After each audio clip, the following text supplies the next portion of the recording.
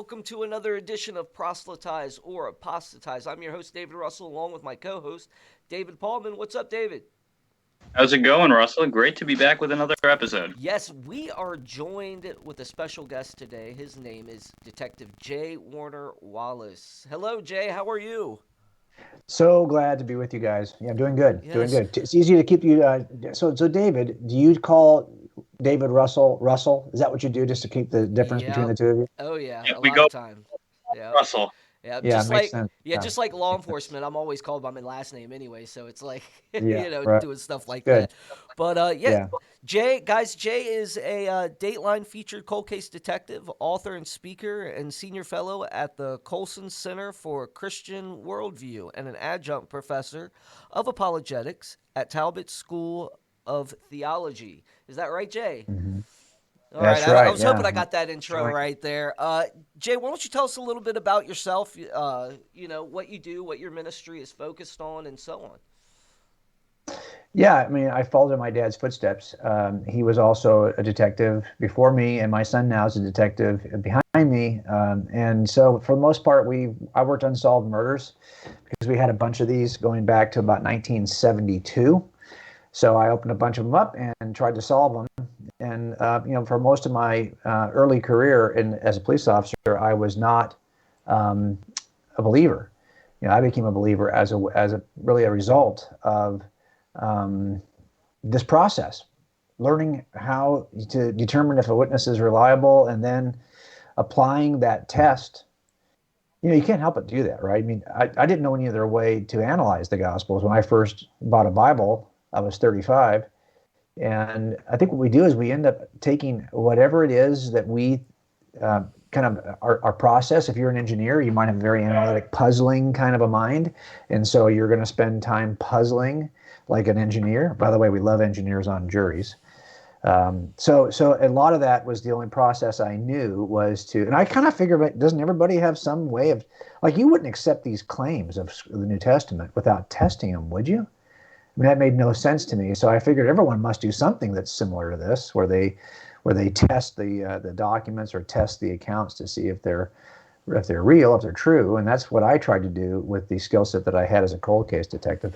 Right on. Yeah, I can't express enough your methodology in writing has really boosted the confidence in my faith, and I'm sure David is as well, right, David? Oh yeah, I mean for me personally, it was huge. Let's see, I started questioning my faith. Let's see, probably about 5, 6 years ago now. Mhm. And yeah, came across the movie God's Not Dead 2, which had Yeah, yeah, with yeah, J.Warner Wallace was featured in it. And so I picked up pretty much. Well, I think he only had 2 books out at the time. But anyway, I picked them both yeah. up, and Cold Case Christianity. I mean, that was huge for me. Really, just because I Mm. say that book and Norman Geisler's Christian Apologetics were in some Yeah. ways the two biggest books for me, because it wasn't so much like the content I was learning in these, because a lot of this stuff I already had knew from other apologetics books, but they were training me how to think. And so Mm. that is why yeah, Cold Case Christianity was that was like a big stepping stone for me. So I appreciated that book. Yeah. Yeah, I can tell you that if you get mentioned in the same breath with Norm Geisler, you're probably, because I felt the same way about Norm. I didn't really know what this thing was called Christian apologetics, when I first became interested in the Gospels. So I didn't have, I wasn't able I wouldn't have even known who to, I barely knew to buy a Bible. This whole thing was so new to me. But after years afterwards, probably maybe 5 or 6 years afterwards, I started working with young people. And I would try to explain to them this process that I went through. And I realized, I'm probably not alone in this. And somebody turned me on to, I think it was one of Norm's books. He's written like 80 books or something crazy like that. So I went out and I got it. I said, "Oh my gosh, this guy, there's like, I'm not doing anything new here, right? I mean, I may be coming at it from a slightly nuanced angle because I'm trying to apply these techniques that we apply in investigative work, but a lot of historical work, a lot of historians. You talked to Gary Habermas. A lot of Gary's approach is we may not use the exact same terminology, but a lot of what we're doing has similar feel to it. So I think I went out and got a bunch of stuff that Norm got, And now I'm still close friends with his son, David. So I feel like Norm was one of those guys. He and C.S. Lewis were probably the first. Maybe C.S. Lewis was probably the first apologist I was introduced to. Mere Christianity. So at some point, someone's going to give you Mere Christianity, right? But aside from that, Norm's work was really influential. Yeah. That's how, as a matter of fact, I met Frank Turek, who's a very good friend, was through the book that he wrote with Norm, I Have Enough Faith to Be an Atheist. So, Yeah, what's funny though is that you said C.S. Lewis and Mere Christianity. yeah. I had a friend Hmm. when I first started getting into apologetics. They gave me the problem of pain, Yes. and that my mind was Yes. blown. I was like, "What are these big words? What am I going I to know. do Well, with this?" well, I can tell you, it's frustrating. I have quoted Lewis a couple of times. Let me adjust my chair here. I've quoted Lewis a couple of times, right, in my books, and there's nothing more frustrating than having somebody quote you in your book, but actually they're quoting your quote of C.S. Lewis. That's how good his stuff is. They're not Yeah. quoting me. I just happen to quote Lewis, and that's what gets drawn out as though I said it. And of course, anyone who knows anything about Lewis's work knows that I didn't say it. But I think it's a testimony to how powerful Lewis even is today in terms of his prose, how he wrote, the language he used, how he could turn a phrase, how he could take a simple concept and make it quite beautiful in the way he pitched it. So I think that's something that's for us to emulate for sure. Yeah, it's kind of funny though, Jay. I've been listening to you since Please Convince Me, and then Mm. heard you on Greg Kokel's show. And I think David Paulman was probably in middle school about that time. So I feel old. Yeah, yeah. Well, I do too. Trust me. My own son, who was with me in those, I got started in ministry because my kids were in the sixth and seventh grade. Now that he's 32 and contributing to our website and to our YouTube channel, I'm thinking, where's all this time going, right? I mean, it's time to step aside, let him do the job because he's certainly capable of doing Yeah, it. that's So, awesome. That's awesome. But yeah, it when you're a parent, time flies. I have a 15-year-old yeah, it does. and a 14-year-old, and me and my wife now have a infant and a 5-year-old together. So it's Yeah, when you have that range and you can see the little ones and then the big ones, you're like, man, this where yeah, for does that sure. time go? No, you're right. But Take advantage of it yeah, now. so Jay, we asked you on because we wanted to talk about the authorship of the Gospels. Okay. There's quite often you'll get barraged by internet atheists Yeah, about the anonymity of the Gospels. How yeah, can we and what being a law enforcement and right. applying those detective principles, how do you come at this overall? I mean, of course, we got specific questions here, and I'm going to Sure. hand that over to David here in a minute. But uh, Hmm. how do you approach this overall? Okay, well, a couple things about it. There's a simple principle that was helpful for me, and it comes down to how early do we think we have an account? Because remember, it's easier to lie about a lot of things, and some of the details related to Jesus, and including the authorship of the Gospels, if you just wait hundreds of years before you release the first one, right? Because now there's nobody alive who could tell you if this stuff actually happened. It cannot be fact checked by anybody. Anybody who was there to see what really happened is now dead. So if the dating of the Gospels is late, well, then there are some good reasons to have skepticism about whatever. But on the other hand, if they are early, it is far. So I think the early dating, and I do believe they are dated early for a number of reasons that are historical that are in the text themselves, as you probably know if you read my books. I think there is good reason to believe these are early. And by the way, until scholarship of maybe the 1800s and 1900s, this was the not unanimous, but the overwhelming belief of biblical scholars.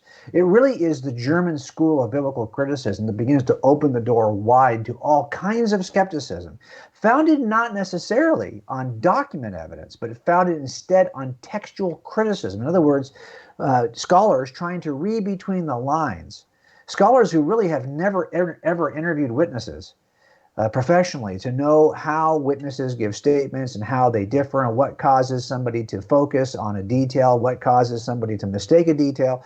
These are things that you learn as you do the job, hit or miss, which you don't want to learn it. You're going to learn it as a detective. And a lot of that, so I don't think a lot of that scholarship, I never listen to scholars, and you shouldn't listen to me either. Instead, go back to what the evidence is the scholars are talking about.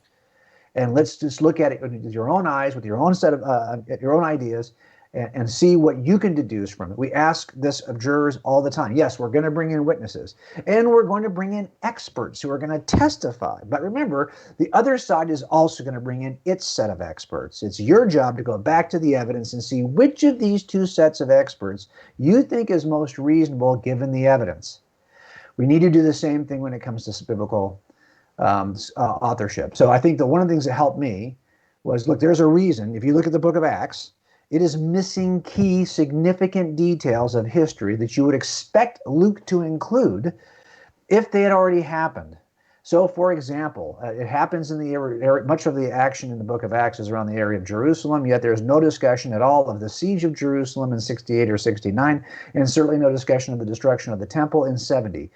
Even though Jesus had allegedly, even in Luke's gospel, predicted such a thing, why would you not then include the completion of Jesus's prediction if it had happened?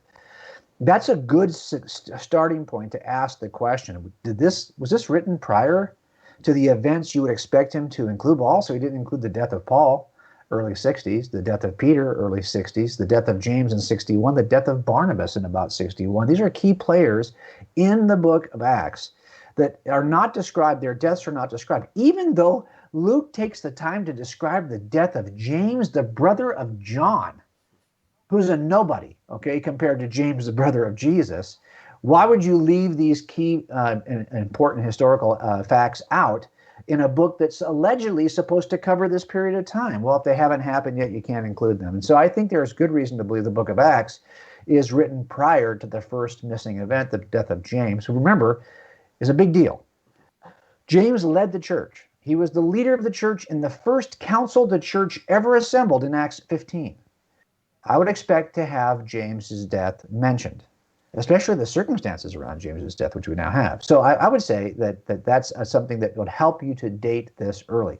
Also, it's not as though we have any manuscript evidence that dictates a late dating. As a matter of fact, even Gary, who you had on the show, would tell you, because we've asked Gary this, I've talked to Gary about this at length, look, is there some kind of manuscript reason why people date post 70 for any of the Gospels? And he says, no, it's that, number one, they don't believe that Jesus could accurately predict the gospel, so they want to place the prediction post-destruction of temple, so that therefore the author is just saying that Jesus predicted something he already knew occurred.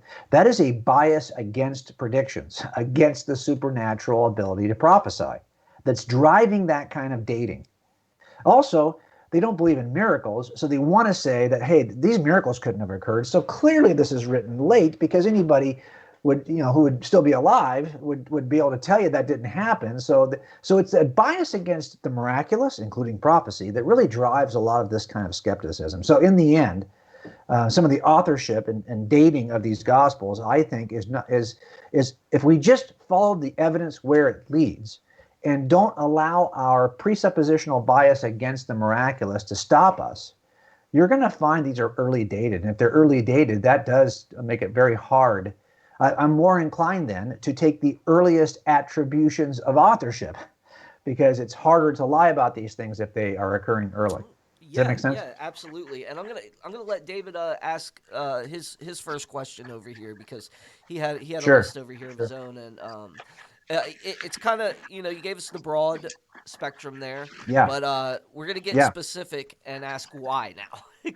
Like, what do you Okay, mean? go. So okay, David, go for Yeah, it, man. no.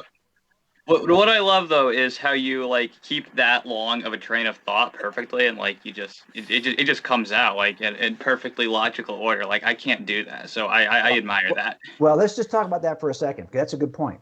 Like, a lot of the reason why they're one of us who's listening to this right now, there is something for which they could make a continuing argument, something in their life. For example, this is going to date this recording, but on Saturday they traded Jared Goff from the Rams to the Detroit Lions for Matt Stafford. They switched quarterbacks and gave a couple draft picks. Now, there are people right now who are on the air in Los Angeles who can make an extended case going back through the entire history of Jared Goff's playing in the NFL as to whether he should have been traded or should not have been traded.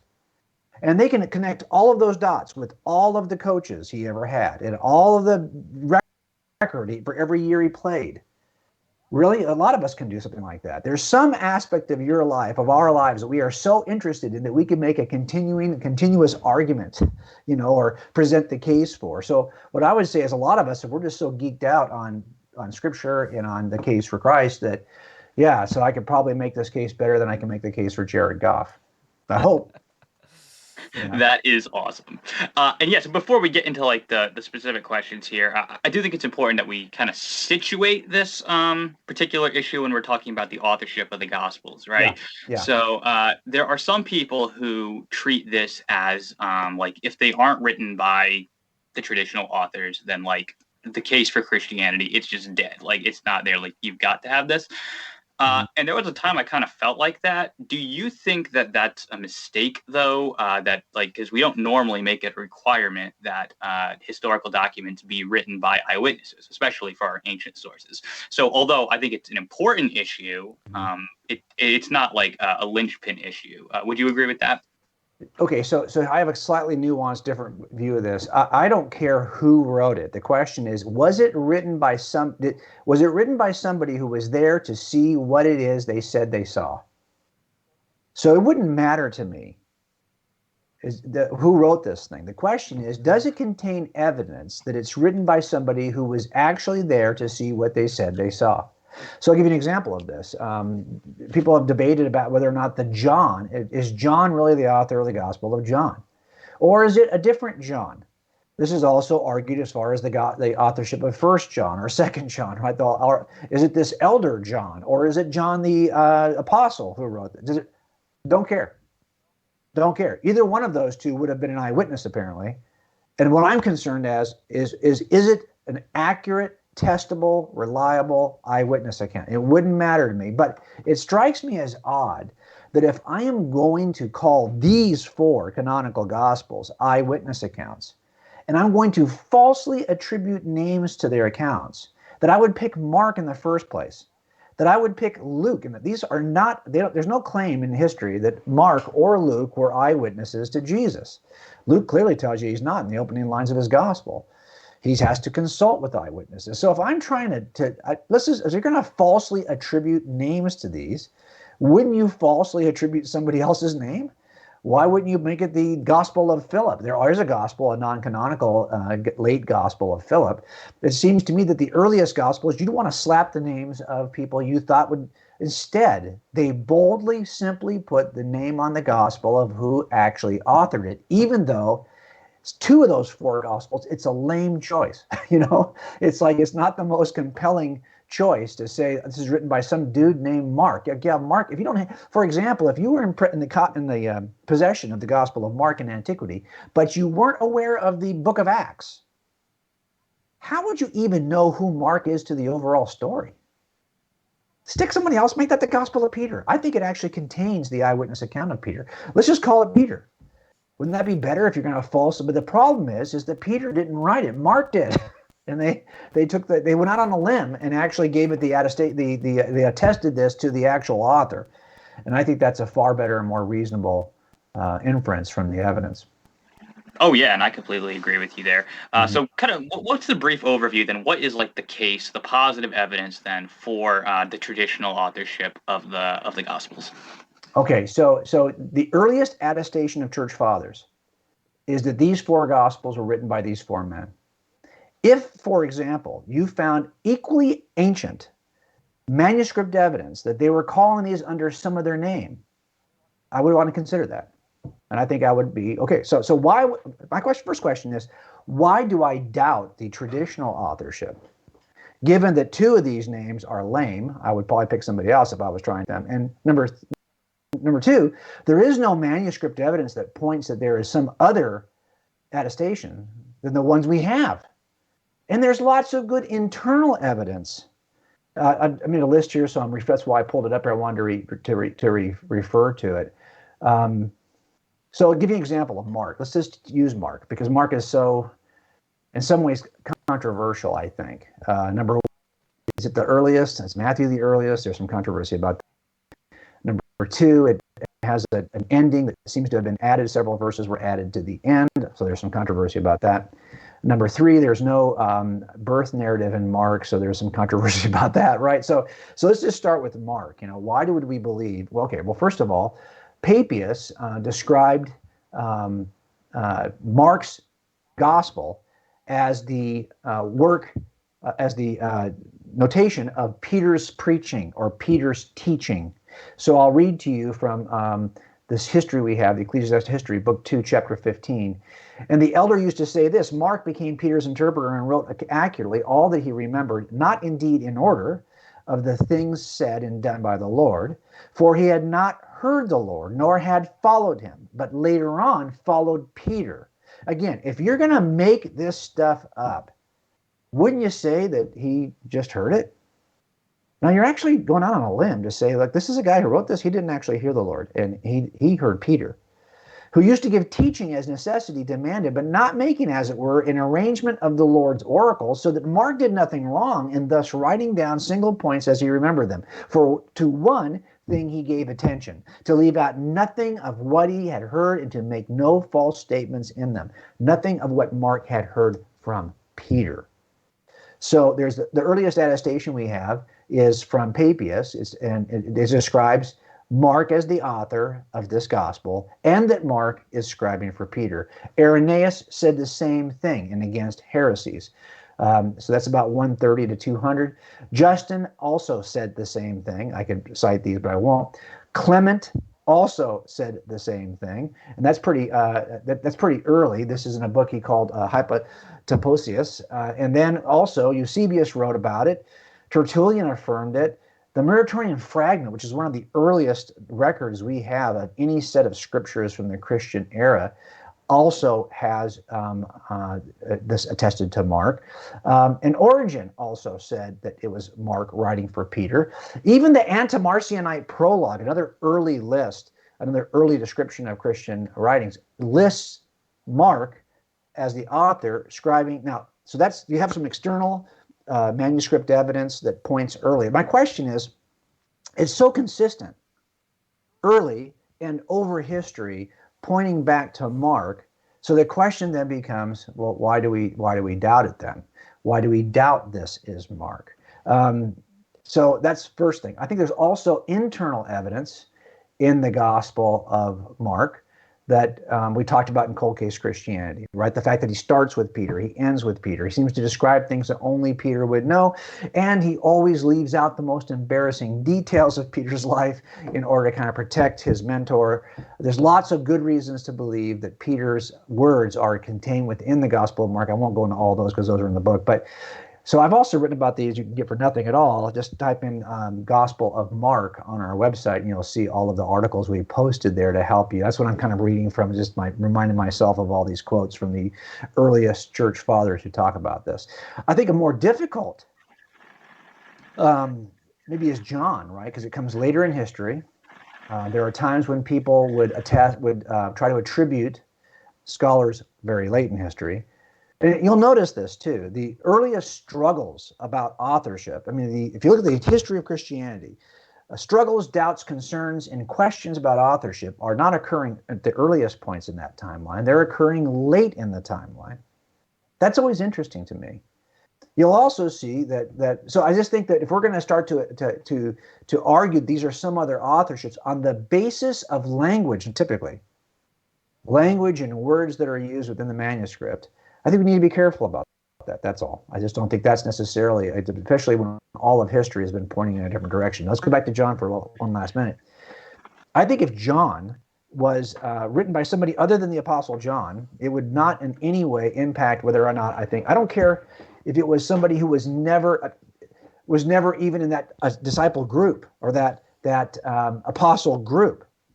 It's interesting to me that a lot of skeptics will say, well, I can't believe the scriptures that are written by people who would be inside the inner circle, right? Yet, if this is not the Apostle John, then this is a gospel written by somebody who's outside the inner circle, and you don't want to trust that either. So you can't win either way, right? So I think a lot of this is about, it doesn't matter to me if that was the elder John and not the Apostle John. The question is, do I think it's written by somebody who actually saw this? That's really the question. Yeah, that's a great way of looking at it as well. And I always find it interesting too that when people are skeptical of traditional authorship, they never have a better candidate in mind. They just like to reject the traditional author. But yeah, now you hit on the Gospel of John a little bit, and so maybe you would say you've already answered this, but there's an issue here of how late that gospel is traditionally dated, right? Right. It's like putting the 90s sometimes, or even later. And it seems like that would require that if we're going to say this was John the Apostle, and I know you said it doesn't have to be him, but if it was him, then it seems like he would have to live to a really old age, which like old even by our standards, and especially for back then, that would be extremely rare. Would you just go back to your point that it as long as it's by an eyewitness, that's okay, or would you even have maybe a specific answer on if it was the Apostle John? Okay, so I think that you're right about for some of the same reasons why I would argue that the Book of Acts is pre-destruction of the temple. I would also argue that the Gospel of John falls in that same time range. Maybe it's later, maybe it's closer to 70 AD. I think it is much closer to 70 AD than it was the Gospel of John. But I do not think it is necessarily late. Let me pull up my notes on this as well. I've written about this also at Cold Case Christianity, that I do think it's later. I just don't think it's late. And there's a big difference there. And I think that, okay, let's see here. Let me, pardon me for not having this pulled up before we. No, you're fine. This show's really laid back, so take your time. No problem. Sometimes when I'm on a line with you, this. Okay, here we go. So this article I'm talking about is one I wrote that's called John's Gospel May Have Been Last, but it wasn't late. Now, we do know from the same kinds of sources we have in the early church that talked about Mark's authorship, also talk about John's authorship, and they talk about it being the last of the four Gospels that are written. So you'll see this even from Eusebius and prior, that even the church fathers will identify John's Gospel as being later. This does not mean it's late in history. It just means it's of the four canonicals, of the three canonicals, and the three synoptics and the one canonical left over of John. They're just arguing that John's comes later than the rest. Okay, well, I'm with you on that as well. But I don't think it's late. That's a big difference to say something it came in last as to whether it came in late. I'm turning off my phone here so not to bother us on this. It's pretty clear that, and I'll just give you the argument I make online, that John wrote as though his readers already knew and were familiar with the apostles in the Synoptic Gospel. So there's good reason to believe it comes after for that as well. And there's also good reason to believe as though that he already knew that. Look how it opens. It opens as though you already know who John the Baptist is. It really assumes many pieces of the Synoptic Gospels are already well attributed and well distributed. So that's another reason why I think you could say it's late. And it seems pretty clear also that the other Gospels are not writing as though they're familiar with John's. So I think there are good reasons to believe that John's Gospel is later than the Synoptics. But because of what it includes some details related to certain fountains in the vicinity of Jerusalem that were destroyed during the siege of Jerusalem. And it writes as though these things are still in place and could be visited by the reader, when in fact we know by 70 AD these things were going to be destroyed. It never mentions the destruction of the temple. It never mentions the siege of Jerusalem. It never mentions the fulfillment of those prophecies that predicted those things. So there are I would make the same argument for the pre-70 dating of John. Now, I have listed here, I want to see where I put these. Let's see. There are, I have a list, and I'm not sure what article it's on, that provides you with the biblical scholars who would agree with my early dating. And there are a number of these. But what happens is that you'll never hear about these biblical scholars, which you typically hear. I'll give you an example of this. What makes the headlines most are those scholars who argue that Christianity is wrong, false, or misunderstood. The traditional scholars on this never get a hearing anymore. If you write a book that argues that the scriptures are unreliable, that's going to sell at a tenfold the amount that a book that argues for the traditional or the most ancient dating or attributions of the Gospels. So what sells right now, and what grabs the attention of the populace right now, are those people who would try to say, "Hey, Christianity is not true." But there are a number of scholars historically who have attributed the Gospels to these traditional authors and have done so at an early date. And I'll find that before we get off today. I'll find that article. But let me give you a couple of things also, kind of internal reasons that I think that you could argue that the early dating of the Gospels. Okay, I told you about the not mentioning the temple being destroyed. That's one of them. John also uses some kind of interesting early primitive terms and titles. He uses words in the text that are consistent with the earliest description of these folks in Christianity. So, for example, he never calls the disciples apostles, as Luke does in the book of Acts. Instead, he always terms them disciples, which is the earliest reference, earliest use of that term that predates even the way they were talked about in the book of Acts. He also talks about that, like one of the pools I was talking about is the pool of Bethesda, right? That's a pool that in chapter 5, it's in verse 2, you will see there's a description where it says, "There in Jerusalem by the sheep gate, a pool, the one called Bethesda in Hebrew, which has 5 porticos." He uses the present tense form is. There is a pool present there. But that pool was destroyed in 70 AD. So it's another little piece that argues that he's talking about something in present tense because he's writing it prior to 70 AD.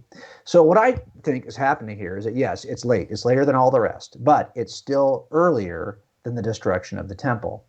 And that's why I think you can make this case. So that article online, so those who are interested, is John's Gospel may have been last, but it wasn't late. And I give you paragraphs for each one of these arguments, and you can take a look and see what you think for yourself.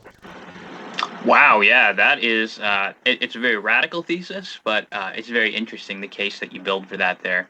And that kind of ties in directly to our next question here, which is, kind of what is the scholarly consensus on the Gospels? And if my own studies on this are right, then the scholarly consensus, it doesn't really stand where you do. Should that be a concern to you? And if not, why not? And just to piggyback on that, I've heard a lot of this in dialoguing with atheists and other non-believers that say, well, the scholarly consensus says this, and I'm always in the back of my mind, is there some list out there that has all the New Testament scholars on it, and you're just able to reference that? I often ask the question, including dead ones. I often ask the question, what do you mean by consensus? Do you have this list? What do you mean by scholars? So what you're really saying is you think there are some biblical authorities, people who understand enough about the manuscript evidence and about what these things say to be able to weigh in on their dating and attribute.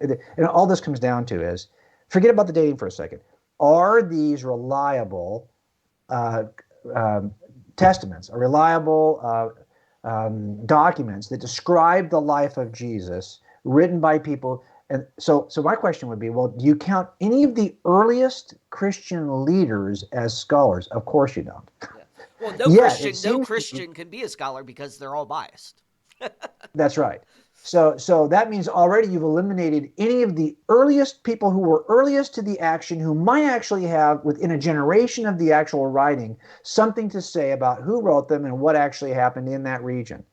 So instead, typically what people say about scholarly consensus is number one, who are the scholars? Now, I say this all the time in criminal trials. My scholars, my expert witnesses are going to be the worst that the jury is going to see. Why? Well, because I'm working high-profile cases with suspects that typically have enough money to hire the best. So when you hire Robert Shapiro, and I've done trials with Robert Shapiro, well, you're going to get the best experts in that field. So if I bring in a forensic expert, trust me, their paid forensic expert's going to be a lot more credentialed than mine. My guy is just a guy I got for free who works at the county lab. That's what we did. We don't have a budget for this. We're the prosecutor side. We're using taxpayer money. So we're going to call in an expert we got at the county for free. And he's going to come in and testify what that DNA indicates. Meanwhile, the other side is going to pay for the best expert in the country. He's going to fly in from someplace or across the country, and he's going to testify with far better credentials, far better pedigree, far better degrees. So, and by the way, he is going to say the exact opposite of what my guy says. Understand? And by the way, I've had this happen even when afterwards we found the guy guilty and he confessed to it. After the trial, he confessed to the actual crime. So it doesn't, now, by the way, that set of experts then I guess wasn't telling us the truth, or they were wrong, I guess, right? Because now we know what he did because he told us what he did. So the question becomes, well, okay, well, how do I even judge between scholars? I would say read them all, but don't. What people make the mistake of doing is reading the scholars' view related to evidence without ever themselves going back to the evidence to see what the evidence is. You have to do that heavy lifting. I know it's easier for us just to find a scholar we can trust. So one of the articles I wrote here is how early are the biblical accounts of Jesus? It's online. I posted it again this year. I've updated it. And I just talk about why there are things that occurred in history, either manuscripts, people who wrote about it, that push the dating of the Gospels earlier and earlier and earlier. At the very end of the article, you'll see that I have a list of scholars, which I'm just going to butcher and ruin their names. One is Giuseppe Ricciotti. He's an Italian Bible scholar. He wrote a book called The Life of Christ and Paul the Apostle. He's going to date the Gospel of Matthew from 50 to 55 AD, the Gospel of Mark from 55 to 60 AD, the Gospel of Luke near 60 AD, and Gospel of John, he actually puts post 70, but he puts it prior to 100, which makes him pretty old, but that's okay. John Arthur Thomas Robinson is an Anglican bishop, New Testament scholar. He wrote Redating the New Testament in a book in 1963 called Honest to God.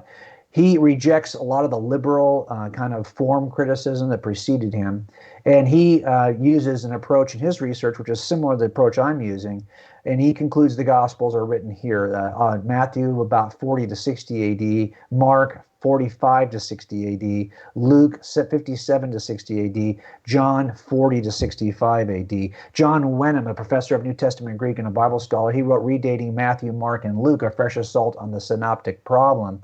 He concludes the Gospel of Matthew is around 40, Mark around 45, Luke around mid-50s.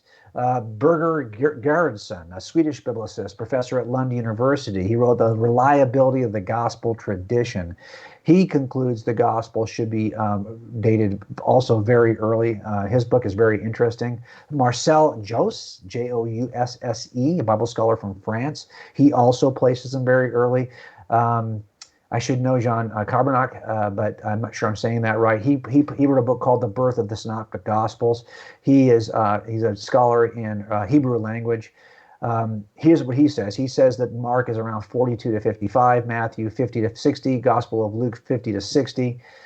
This is just the synoptics. That was his expertise. Philippe Roland, a biblical scholar from France, also he puts Matthew as the first at 40 A.D.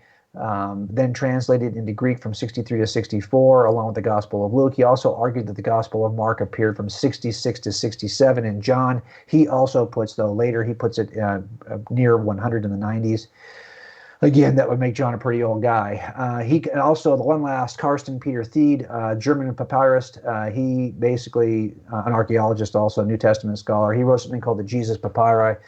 And he's looking at Matthew and concludes there right around 60 AD. So a lot of the early dating that I'm trying to argue for, just looking at internal evidence and what's missing in certain Gospels, what is included in certain Gospels.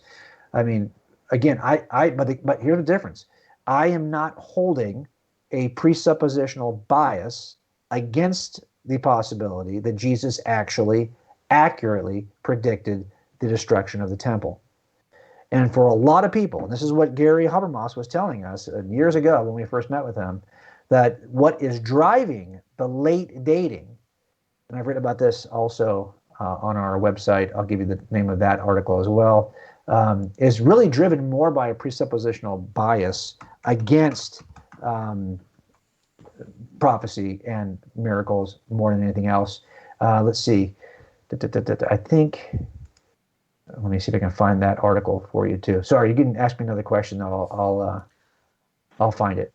Well, I think you're asking like the perfect question, namely who counts as the scholars? Because I was in a conversation with an atheist just last week, as a matter of fact, and he told me no self-respecting historian would ever believe in a miracle. And so I had to ask him, well, what do you mean by a self-respecting historian? Because his criteria basically excluded anyone who believed in a miracle from being a self-respecting historian.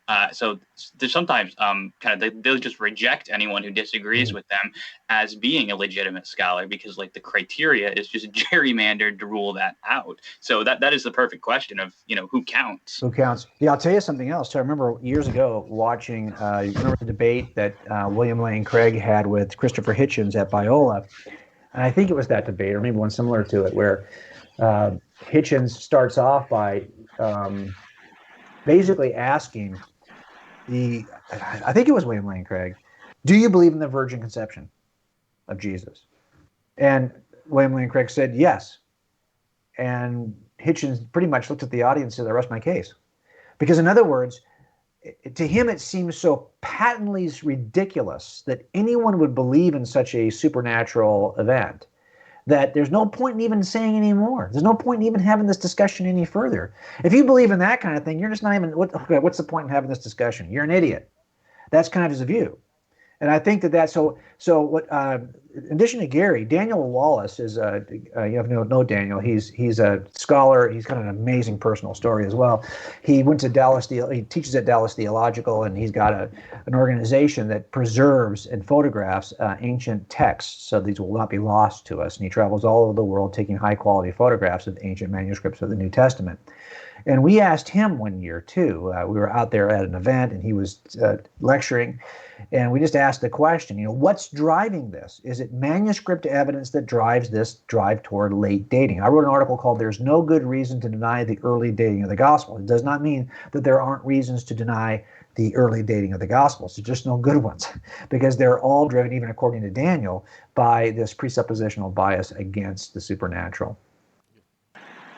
All right, but here's kind of an interesting one that comes up a lot, and this gets back to the authorship of the Gospels.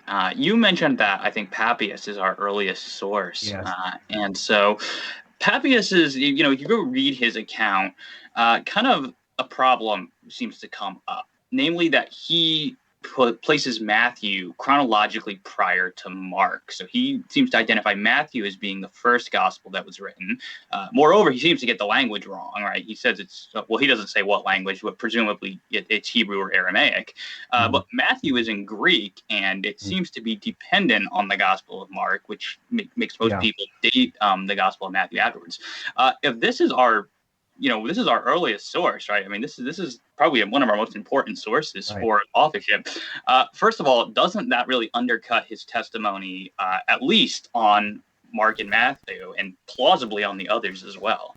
Okay, I am pretty ambivalent about Mark and Matthew. I'm not sure myself which one of those two I would put first. And I think a lot of scholars who even date these things early are debating about whether Mark is first or Matthew is first.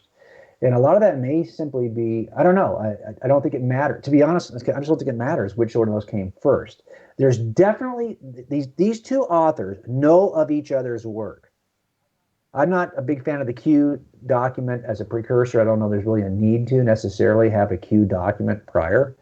I mean, if the Q document may simply just be the oral tradition, right? Now, I know that sounds crazy to a lot of people, because they don't think there can be an oral tradition that's established well enough that would actually be repeated by everyone, right? Like, now, remember, even where you see borrowing from Mark to Matthew or Matthew to Mark, there are small changes, which you could argue are just, over time or language or copying of manuscripts. Perhaps there's some small changes. They're not exactly always word for word, but they're close enough where I would say it's clear that either One author is aware of the work of the other, or both are aware of some source that precedes them.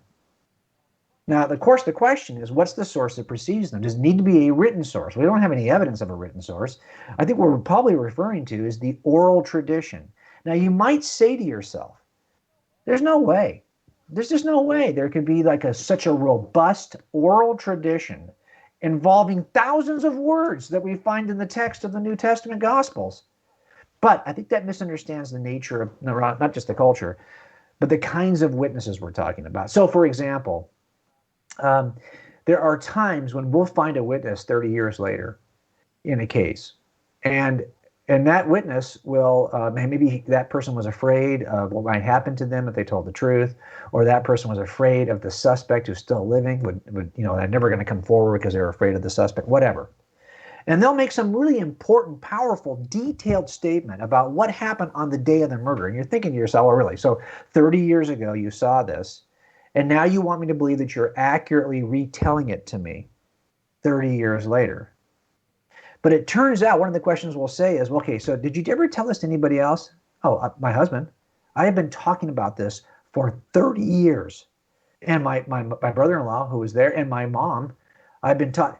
So we're going to go talk to those people. And sure enough, it turns out that they've been talking about this a couple times a year. It gets brought up for 30 years. And they can recall it going back 30 years.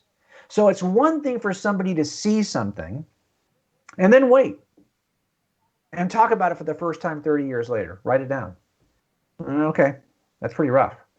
It's another thing, though, if they've been commissioned they've been told that blessed are those who will believe this but didn't see it themselves, but will believe it, Thomas, through your testimony. And then the minute that Jesus goes, what is their testimony in the book of Acts for 30 years? It's the Gospels over and over and over again, early. That's the gospel. That was their testimony. All the things that Jesus said and did. Peter talks about it from the very first sermon at Pentecost.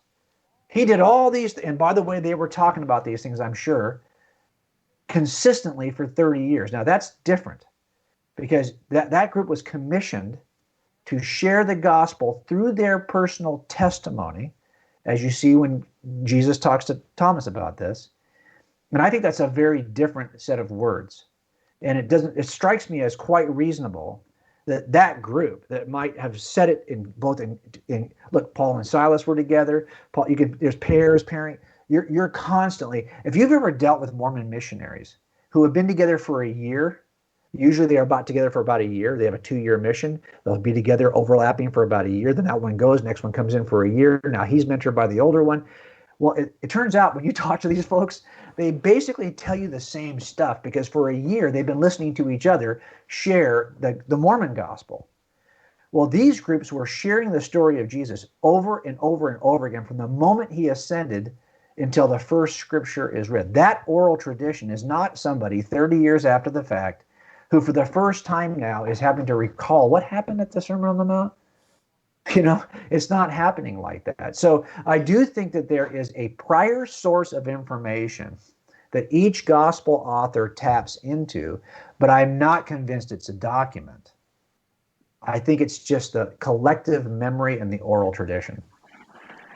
Oh, okay. Yeah, that is that's an interesting point, and I like that. Yeah. Sorry, Russell, you wanted to say That something? was good. Yeah, I agree.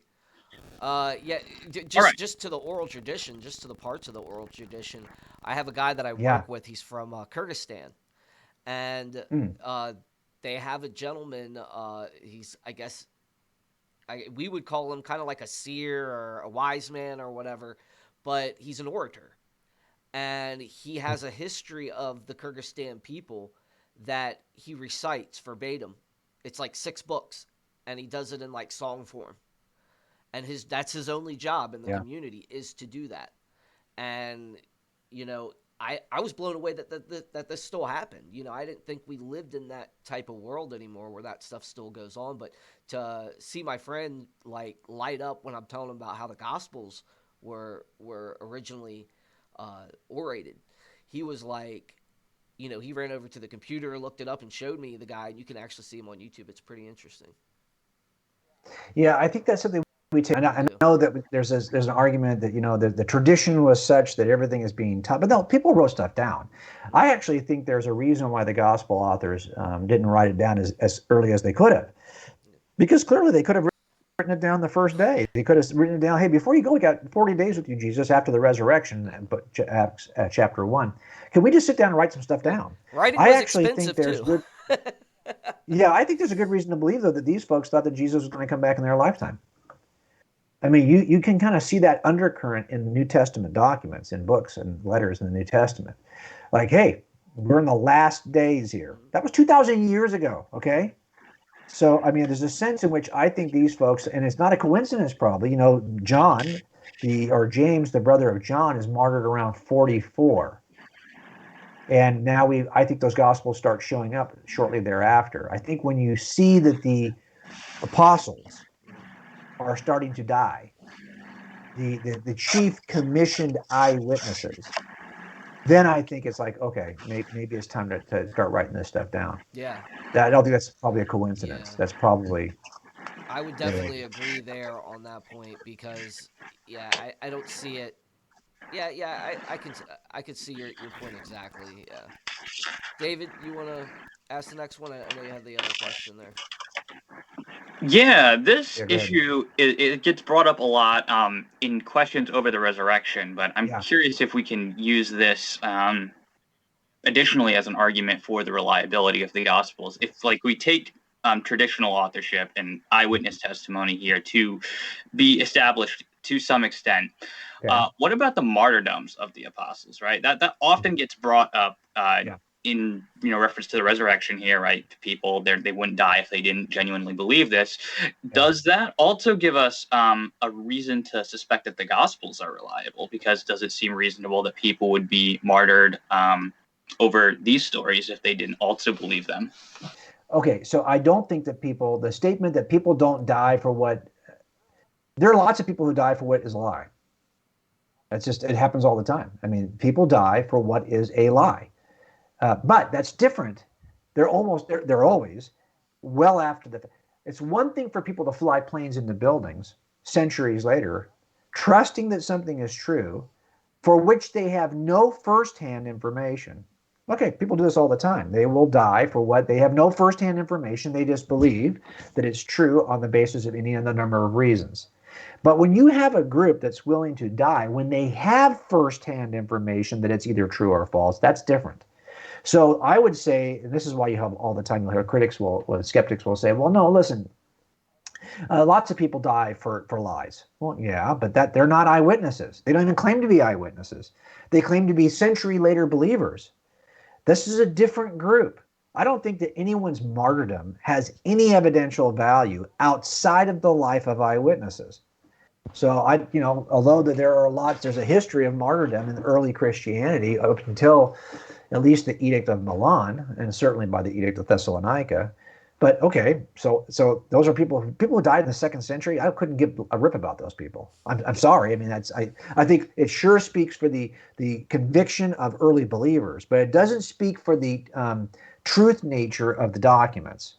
Only the disciples' deaths would speak to that. And what you'll see is, and a good way to kind of compare this, is that there are allegedly eyewitnesses to the golden plates in the Book of Mormonism, the Book of Mormon. So you have the golden plates that allegedly Joseph Smith translated.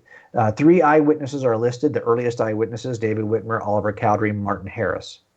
Okay, these 3 people at some point said, well, they didn't actually see them. They backed off the claim that they saw the plates with their physical eyes and said they saw them with their spiritual eyes. If you look at the testimony of these folks, the manner in which they eventually were convinced that these plates existed is pretty tortured. Okay? And these folks were either at some point left the church for a season. You don't leave claims if they are this powerfully true and you saw it with your own eyes. That is something I think is harder to explain. So the question then really becomes, do we have good reasons to believe that the apostles, those who would have seen the real Jesus, number one, did they really live and did they really die? Now, the best source for this is my buddy Sean McDowell's book, right? And I think that book is getting cheaper and cheaper all the time. Reason why I say that is that originally it was a PhD thesis and I'm looking at it right now on Amazon to grab the price. I want to give him a shameless plug here because I think this work is excellent because it's so fair. The Fate of the Apostles. Okay, now it's like a $50 book. Okay, it's still that's pretty high, right? But it's great. And the It reason was why like it's so It's it was not like when you have gift 120 cards. bucks. It was like yeah, 120 bucks back when I got it freshman year. I know, right? So, but what's great about it is when he first started his PhD, I was getting ready to write a series on the Fate of the Apostles, and I don't know how we discovered that we were on the same wavelength, but I brought over I had started to purchase resources for this. So you purchase all the popular resources first, which are okay.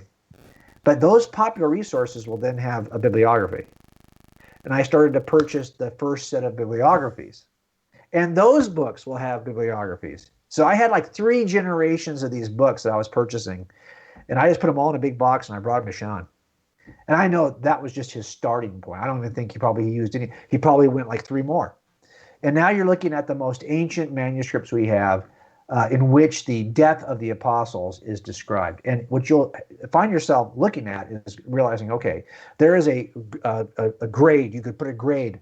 I first saw Michael Patton do this, put a grade on each death of the apostles from A to D. How certain can we be this is true? That gets an A. If you're not certain at all, that gets an F. You know, and so you can be very certain about much more. Let's put it this way: you can be much more historically certain about the death of Peter than you can, for example, the death of Philip. So what John does is he's just honest about it.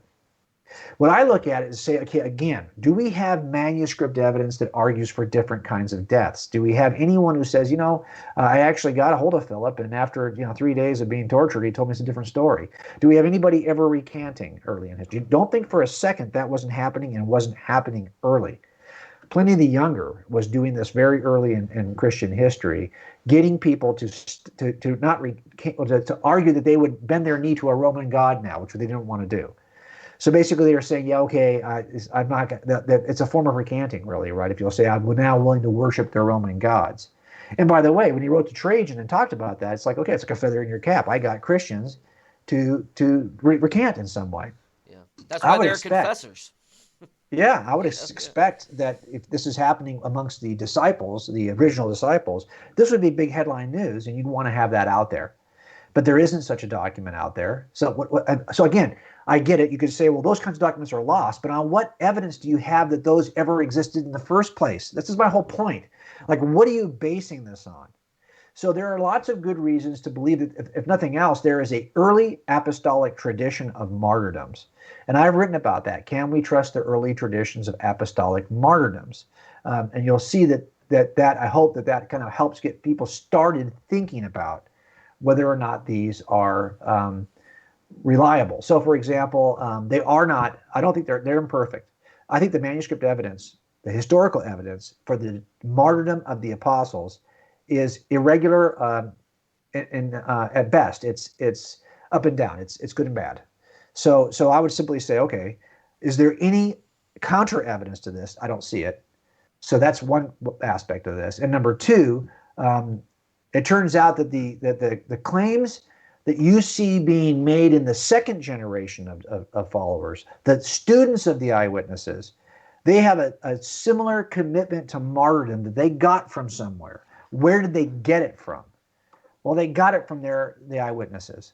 So the best explanation for the behavior of the second and third generation Christians is that they learned this from what at least we know now as the claims that the apostles were martyred. If that happens in front of you, that would explain why people were willing to go to their death in the second and third generations. They saw that the leaders of this movement did that. And so I think there are good reasons, and I'll just give a whole list of them on that website. You can take a look at that article. It's also hyperlinked to all the other articles. I've written probably 6 articles on the martyrdoms. Again, these are just articles. The best research, I think, on this, and it's very fair, is Sean McDowell's The Fate of the Apostles, examining the martyrdom accounts of the closest followers of Jesus. And I know it's expensive, but it's worth it if you're interested in this topic. It is by far the best book out there on the subject, in my opinion. And I believe the latest edition of Evidence That Demands a Verdict has a chapter in there by Sean on that. That's a good point. Actually, that's a very good point, because I think that's a cheaper book. So you might be able to kind of sneak that in. I don't want to Yeah. say that though. Okay, so but, You want Sean to get the big sales. yeah. Well, No. to be honest, I mean, like in the end, the all the warts and pimples of the historical evidence is in that book, The Fate of the Apostles, and I think we need to know that, right? I get all the time people will make videos about me and make arguments that, oh, you can't trust Ignatius, you can't trust what evidence we have. And I've tried to address that in the book. What is the downside to using a chain of custody involving manuscript evidence we have of the earliest church fathers? Because that manuscript evidence is probably even less well preserved than the Gospels were, right? So can I trust that? Well, are we suggesting then that there is a multi-generational, multi-tiered, multi-regional conspiracy involving hundreds of people who are faking manuscript? It gets to me, it becomes even more and more unreasonable. If the clearest, plainest reading is just to kind of connect these dots, it seems to me. Yeah, and especially when it comes to like the martyrdom accounts, it's always helpful that like you don't have to invoke miracles and stuff to get to that these people were martyred. So when people are like adding Yeah. like advanced conspiracy theories to get out of that, then Yes. it really looks like they're just trying to avoid the conclusion of the resurrection because they know where that evidence, at least what it could indicate, possibly. Yeah, and I'm trying to look at this as you're talking about this. I'm trying to look at, because one of the things you're going to encounter is this idea that there was no real persecution of even the earliest Christians. Okay, you have to deny a lot of historical evidence in order to argue against, because what you have is starting very early. You have a history of commitment to martyrdom that to me makes the most sense if they were seeing this on the part of those who presented the gospel to them for the first time. They wanted to be like their masters. And I think that in the end, that's still the best and most reasonable inference. Yeah, that's a great point. I hadn't really thought of it that way, but that would give a really good explanation for why Christians were so willing to be martyred, because you Yeah, got to have an explanation for that. Yeah, I wrote about this in an article called "Were the Early Christians Really Persecuted?" Because what you'll see is that it starts super early. The gospel authors already are anticipating the kind of persecution they're going to see. And you see this in Matthew 24, John 15, John 16. It's Jesus warning his followers, hey, you're about to get your rear ends kicked. Just as much as they hated me, they're going to hate you. Then you see in the book of Acts that it's already happening. You see Peter and John are arrested in the book of Acts. Stephen is stoned to death in the book of Acts. The believers are persecuted as a group. James, the brother of John, is martyred. Members are pulled from their homes. They're taken to prison. So you see this stuff in the book of Acts already early on. And then the next level you see is what are it's described personally in the other letters. You'll see, for example, and in Acts, Paul says in Acts that he's being charged and challenged by the Hellenists. He says in Antioch that they're being persecuted. So you'll see that even Luke is describing this kind of persecution in detail. The second generation, the third generation of Christian authors, Clement of Rome, talks about how Peter endured, quote unquote, not one but many labors, and thus having borne his testimony, went to his appointed place of glory. Ignatius describes Paul as a martyr. Polycarp describes Paul as a martyr. And the rest of the apostles, he says, quote unquote, also as martyrs. So you'll see this even in the second generation. Then you see that the second generation of disciples are martyred just as were the first. And you'll see this described by subsequent authors. Clement is banished from Rome by Emperor Trajan. He's forced to work in a stone quarry. Ignatius was martyred in the Roman Colosseum. Polycarp is reportedly martyred, along with 6 others by Antoninus Pius. Justin Martyr is persecuted and prosecuted. And so you'll see this over and over again. So the rich history of martyrdom that you see in the earliest generations. Now, what you could argue, oh, you know what? For the same reason I don't trust the Gospels, I don't trust any church fathers writing either. Okay, so basically you're going to throw everything under. By the way, this level of malevolence toward ancient documents is really unique to the Christian documents, right? Because you would never treat multi-generational documents in any movement with the same amount of skepticism as you're treating this. As a matter of fact, you would see multi-generational documents about an act or about an event in any other movement as further confirmation of the reliability of the first claims. But here what you see is, no, they're not only is that first guy a liar, that second guy's a liar, that third guy's a liar, that fourth guy's a liar. Although there are different parts of the world facing different pressures, speaking different languages, they're all involved in an elaborate conspiracy to lie about this. Okay. I mean, I certainly can see that's the case you're going to make, but I don't know that you would do that against any other claim in history. As a matter of fact, if you took out the miraculous events of the New Testament, just be honest about this. If Jesus is just a teacher like Baha'u'llah, he's a teacher like any other ancient sage who never worked a miracle ever, never rose from the dead. Just a dude in the first century, said a lot of nice things. That Sermon on the Mount thing was pretty cool. And that's all he is. He's just a guy who said nice things. Do you think anyone would challenge the historicity of Jesus and his words if that was all he did? I think there'd be so much manuscript evidence, and each generation of manuscript evidence would be counted as a way of affirming the accounts. This is not based on anything other than a presuppositional bias against the miraculous. Because I think that if we're really honest with ourselves, if the only claims Christians made were of an ancient man who taught some proverbs, and we had all the same manuscript evidence, nobody would doubt the existence or the reliability of those documents or the existence of Jesus. Right. It is the supernatural aspect of Jesus that is the linchpin, it's the starting point for all this skepticism. Absolutely. Yep, consistency. Yep. Well, Yeah. we're up on our 1 hour. We're a little over, which is awesome. Thank you so much, Detective Wallace, for deciding to come on. This was great. We'd love to have you back sometime. Thanks for having me. I appreciate it. I'd love to come All back. Just right. let me know when. Okay, sure will. So real quick before we depart, I want you to plug your website, and resources and stuff. Just tell us a little bit about that and where we can find you. This is the part of the video where everyone just turns it off. Says, see you later. This is already over now. But I will say that you can reach me at coldcasechristianity.com, and we have a phone app, just the Cold Case Christianity phone app. That's where I can field questions. We have a chat room there. You can jump in with me and ask any question you have. And I've got a book I'm working on now, which is the most, I think it's an unusual way of making a case for the historicity and deity of Jesus. I'm making it as though every New Testament manuscript had been destroyed. What would we know about Jesus, and what kind of case could we make about Jesus just from the fuse that burns up to Jesus and the fallout that occurs after the explosion known as Jesus? This is a process we do in many criminal cases where we have no body, and I'm calling the book Person of Interest. It took me about 14 months to research, about 6 months to write, because I had research, which pretty much wrote itself, and then about 3.5 months to illustrate with about 400 illustrations. So that book will be out in September. It's called Person of Interest, is being published by Zondervan. All right. Can I get a signed copy? Of course. Of course. All right, Detective Wallace. Well, thank you so much again for being here with us. David, you got anything to wrap up with?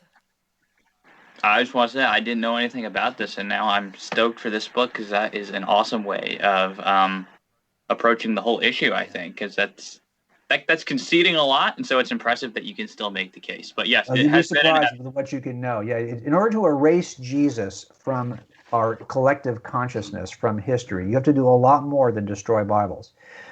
Turns out most of the stuff that we treasure as atheists, we are indebted to Jesus for it to begin with. So. Awesome. Well, it has been an absolute pleasure. It's been, great to meet you. Awesome experience for me. And so, I'll echo Russell and say thank you so much for coming on. Hey, thanks, David and David, both of you. I appreciate it. Take care. All right. See you guys later. All right. Bye.